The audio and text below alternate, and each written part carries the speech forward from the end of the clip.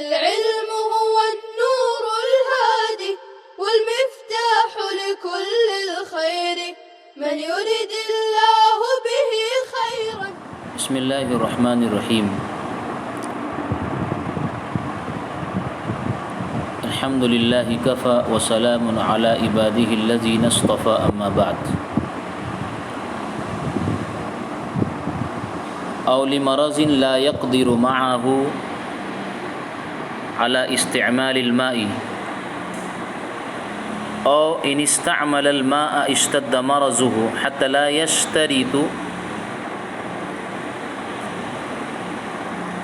لا يشترط خوف التلف خلافا للشافعي رحمه الله.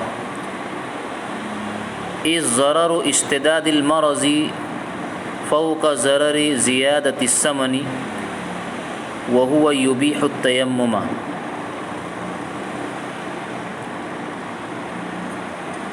عزیز طلبہ کرام،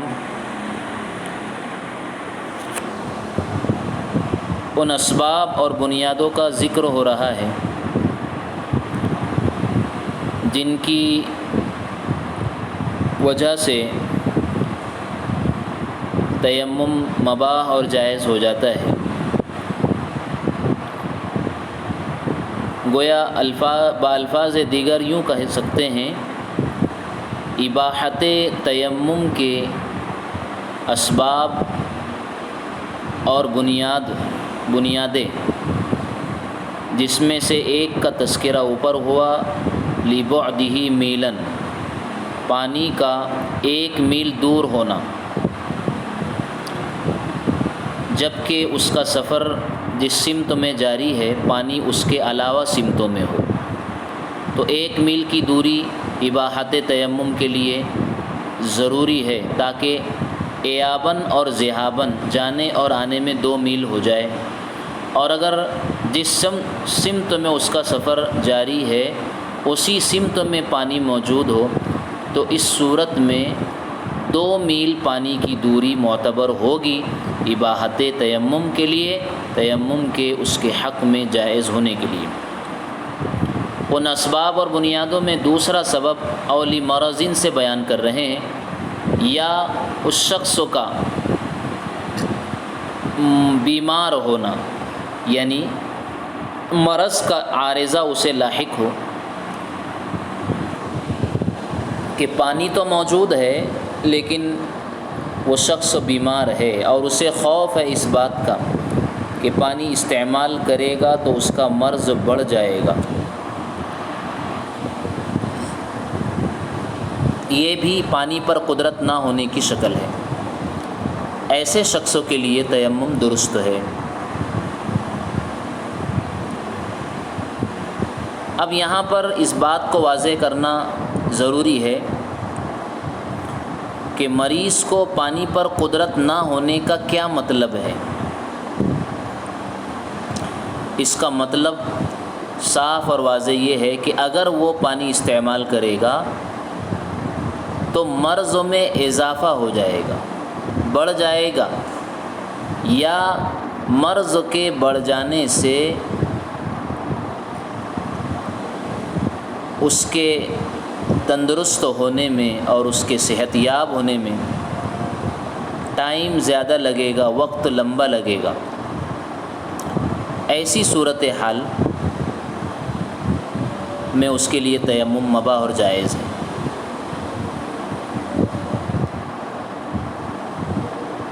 لیکن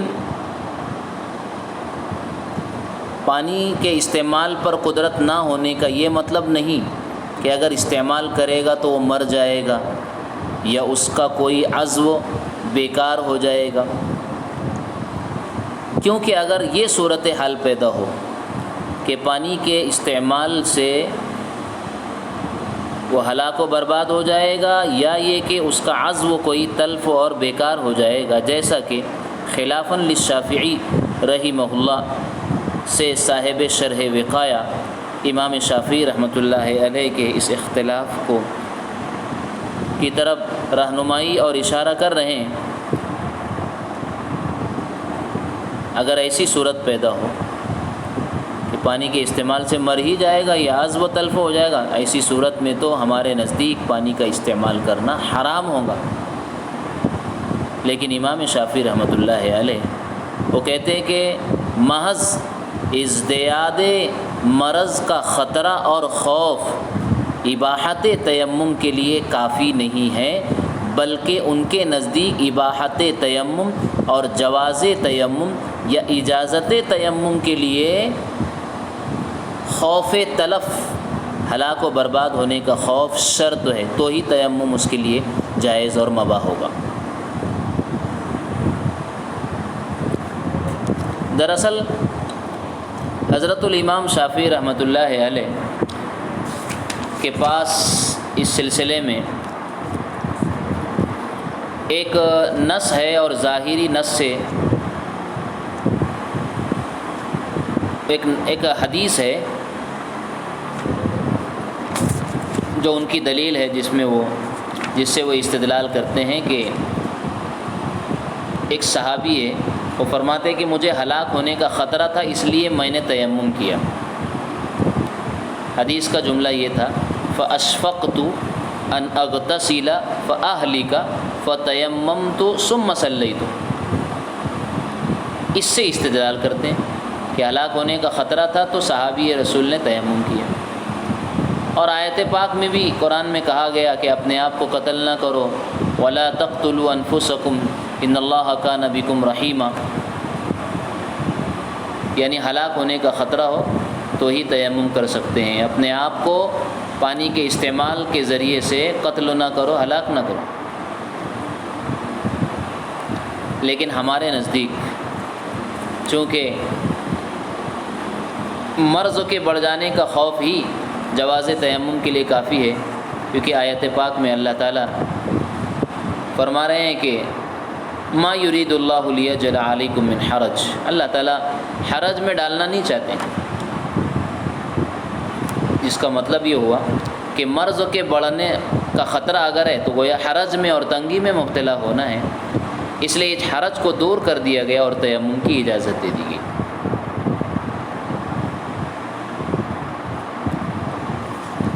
آگے اس ضرر و اشتداد المرض فوق ضرر زیادت الثمن وهو یبیح التیمم، ایک دلیل عقلی دی جا رہی ہے احناف کی طرف سے۔ اگر بازار میں پانی کی قیمت عام قیمت سے زیادہ ہو اور کسی شخص کو وضو کے لیے پانی کی ضرورت ہے اور پانی اسے خریدنا ہے، اور بازاری ریٹ مارکیٹ ریٹ سے کئی گنا یا عام قیمت سے بڑھ کر کے پانی مل رہا ہو، تو ایسی صورت میں اس کے لیے مباح ہے کہ وہ پانی نہ خریدے بلکہ تیمم کر کے نماز پڑھ لے، کیونکہ اس صورت میں قیمت زیادہ دینے کا نقصان ہے، ثمن کی زیادتی یہ بھی ایک ضرر ہے، یہ بھی ایک نقصان ہے۔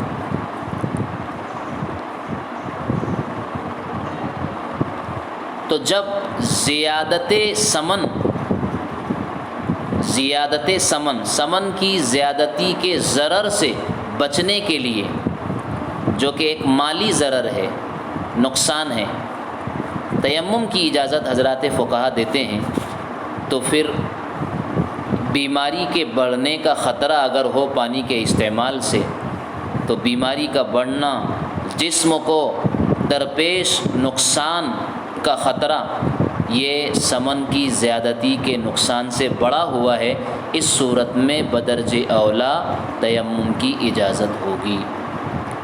کیونکہ مال کا نقصان یہ چھوٹا ہے بدن اور مرض کے بڑھنے کے نقصان سے۔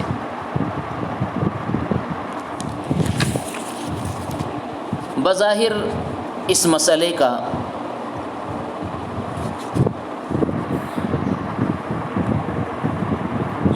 جو مسئلہ جاری ہے اس سے تعلق معلوم نہیں ہوتا ہے کہ مریض کے پانی پر قدرت نہ ہونے اور پانی کی قیمت کے بڑھنے اور گھٹنے میں کیا تعلق ہے، اس لیے یہ بھی کہا جا سکتا ہے کہ یہ ایک مستقل مسئلہ ہے کہ عام قیمت پر پانی نہ ملے، زائد قیمت پر مل رہا ہو، تو ایسی صورت میں تیمم اس کے حق میں جائز اور درست ہے۔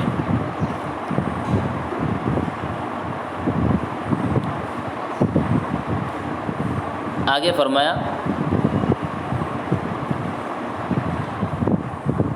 او بردن، یا سردی کی وجہ سے، ٹھنڈک کی وجہ سے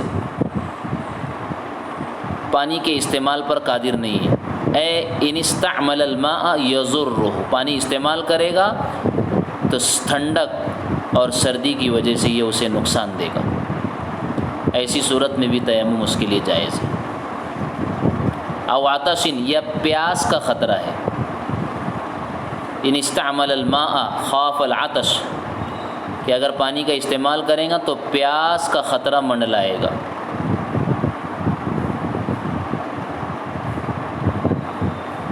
اس سے اس بات کی طرف اشارہ ہے کہ ان استعملہ کے لفظ سے اشارہ ہے کہ فی الحال پیاس کا لگنا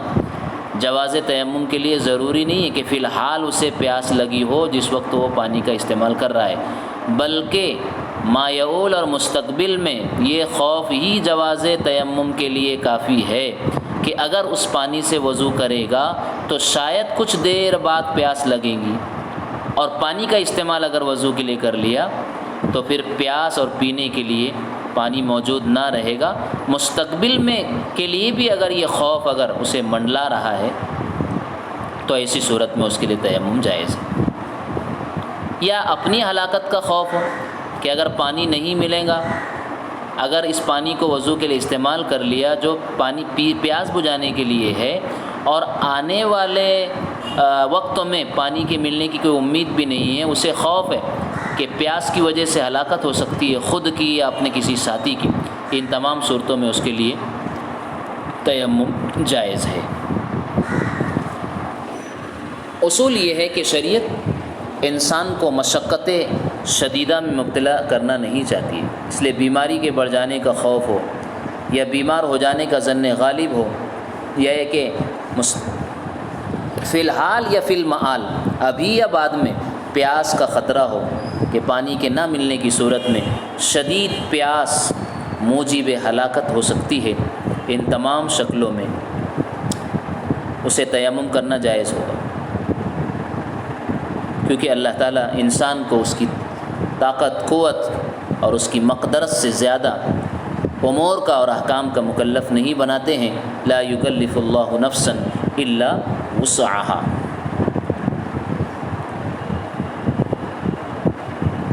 لہٰذا اگر سردی، پیاس او عدوٍ، اس سے پہلے کہا دشمن کا خوف ہے، یہاں دشمن سے مراد صرف انسانی شکل میں دشمن ہو نہیں، بلکہ کوئی موذی جانور، کوئی درندہ، کوئی پھاڑ کھانے والا ایسا جانور ہو، یا راستے میں لوٹنے والا کوئی ڈاکو ہو، یا یہ کہ اور اس کا کوئی ایسا دشمن ہو جو اس کے طاق اور گھات میں ہے کہ اگر پانی لینے اس سمتوں میں جائے گا تو اسے اپنی جان کا خطرہ ہے ان اعداء اور دشمن کی طرف سے، تو بھی اس کے لیے تیمم جائز ہے۔ پانی لینے جا کر کے اپنی جان کو خطرے میں نہ ڈالے، بلکہ تیمم کر کے نماز پڑھ لے۔ آگے فرمایا او ابیح الماء للشرب، پانی پینے کے لیے مباح قرار دیا گیا، پانی رکھا گیا ہے، کسی نے رکھا ہے پینے کے لیے، تو اس صورت میں بھی اسے تیمم کی اجازت ہوگی۔ حتی اذا وجد المسافر ماء فی جب، کہ اگر مسافر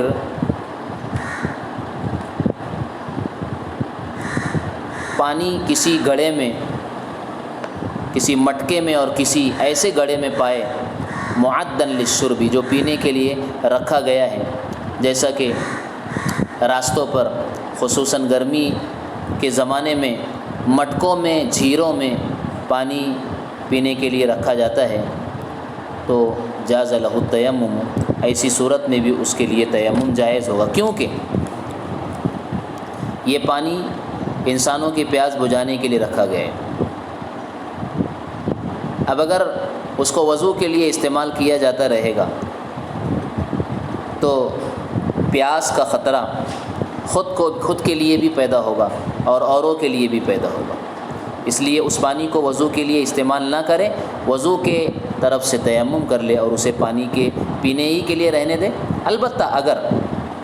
یہ اس صورت کی بات ہے جب پانی تھوڑا ہو، اور اگر زیادہ مقدار میں اگر پانی ہے تو پھر وضو کیا جا سکتا ہے۔ اسی کو فرمایا جاز لہ التیمم الا اذا کان کثیرا، پانی اگر جو پینے کے لیے رکھا گیا ہے اگر وہ زیادہ ہے، کثیر مقدار میں ہے، تو اس صورت میں تیمم کی اجازت نہیں ہوگی، کیونکہ پانی کی زیادتی یہ اشارہ ہے کہ یہ پانی دوسرے کاموں کے لیے بھی استعمال کیا جا سکتا ہے، اور پینے کی ضرورت کے علاوہ وضو بھی ایک ضرورت ہے، اور وضو کرنے کی صورت میں جو پیاس کا خطرہ ہے اس صورت میں پیدا نہیں ہوگا پانی کے کثیر اور زیادہ ہونے کی وجہ سے۔ فَيُسْتَدَلُّ عَلَىٰ أَنَّهُ لِلشُّرْبِ وَالْوُضُوءِ، لہٰذا پانی کی کثرت سے اس بات کا اندازہ اور استدلال کیا جا سکتا ہے کہ یہ پانی نہ صرف پینے کے لیے ہے بلکہ یہ وضو کے لیے بھی رکھا گیا ہے۔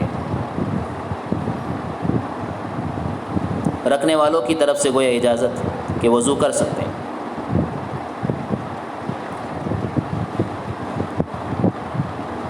یعنی اگر پانی وافر مقدار میں ہو، زیادہ ہو، اور پینے اور وضو کرنے کے لیے مباح ہو، یعنی رکھنے والوں کی طرف سے اجازت ہے تو وضو کر سکتا ہے۔ لہٰذا قدرت پانی پر اس کی ثابت ہو چکی ہے، تیمم کی اجازت اس صورت میں نہیں ہوگی۔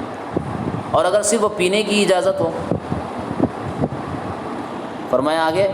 فَأَمَّا الْمَاءُ الْمُعَدُّ لِلْوُضُوءِ فَإِنَّهُ يَجُوزُ أَن يَشْرَبَ مِنْهُ، پانی صرف پینے کی اگر اجازت ہو تو اس صورت میں یہ پانی پینے والوں کا حق ہے۔ یہ اوپر والے مسئلے سے متعلق اس کی ایک دوسری شکل پیش کر رہے ہیں کہ اگر صرف پینے کے لیے رکھا گیا ہے، جیسا کہ بعض جگہوں پر لکھ دیا جاتا ہے کہ یہ پانی صرف پینے کے لیے ہے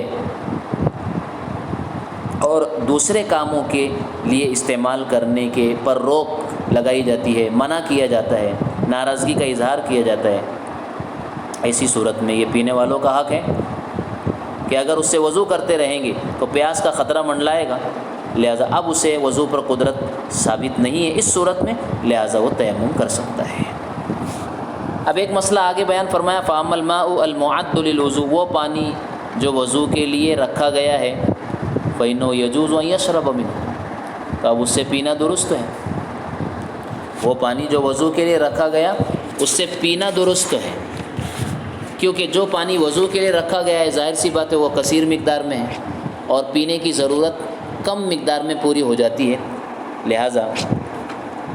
وضو کے لیے رکھا ہوا پانی پیا بھی جا سکتا ہے۔ لیکن